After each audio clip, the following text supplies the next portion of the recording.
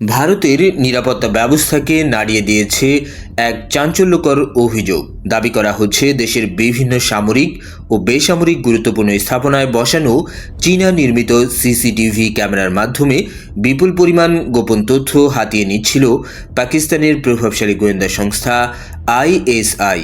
জানা যায়, Guangzhou Juan intelligent tech joint stock company limited নির্মিত ইসি ক্লাউড সিসিটিভি ক্যামেরাগুলো প্রথমে সরাসরি চীনের ডেটা সেন্টারে ফুটেজ পাঠাতো। এরপর সেই ফুটেজ পৌঁছে যেত আইএসআই হ্যান্ডেলারদের হাতে। এমনটাই অভিযোগ তদন্ত সূত্রে।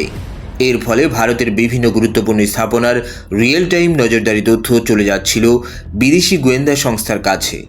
বিশেষ করে পাঞ্জাবের কাপুরথালা, জলন্ধর, পাঠানকোট, পাতিয়ালা, মোগা, হরিয়ানার আম্বালা, জম্মু ও কাশ্মীরের কাঠুয়া এবং রাজস্থানের বিকানের ও আলওয়ারে অবস্থিত সেনা ক্যান্টনমেন্ট, নেভাল বেস সহ একাধিক সংবেদনশীল স্থাপনা এই নজরদারির আওতায় ছিল বলে জানা গেছে।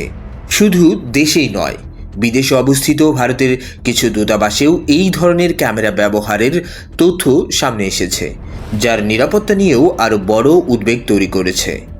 দিল্লি পুলিশের স্পেশাল ব্রাঞ্চের তদন্তে বিষয়টি প্রকাশ্যে আসার পরই নড়ে চড়ে বসে ভারত সরকার। পরিস্থিতির গুরুত্ব বিবেচনায় চীনা কোম্পানি তৈরি এসব সিসিটিভি ক্যামেরার বিক্রি নিষিদ্ধ করার সিদ্ধান্ত নেওয়া হয়। বিশেষজ্ঞদের মতে, আধুনিক প্রযুক্তির এই যুগে নজরদারি ডিভাইসই হয়ে উঠতে পারে বড় ধরনের নিরাপত্তা হুমকি। আর এই ঘটনা আবারও মনে করিয়ে দিল, ডিজিটাল নিরাপত্তা এখন শুধু প্রযুক্তির বিষয় নয়, এটি সরাসরি জাতীয় নিরাপত্তার সঙ্গেও জড়িত।